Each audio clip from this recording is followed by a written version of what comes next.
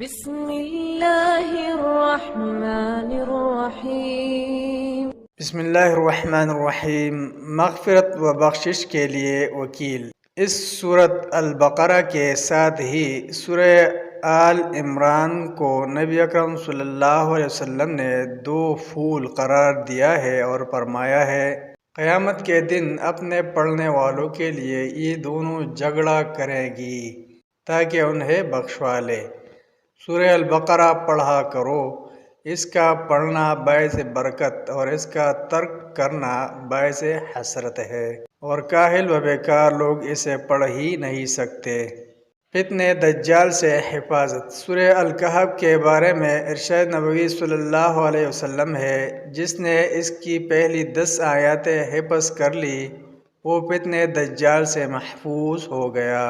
ایک حدیث میں ہے، اگر کوئی دجال کا زمانہ پائے تو سورہ الکہف کے آغاز کی تلاوت کرے، وہ اس کے فتنہ سے بچا دے گی۔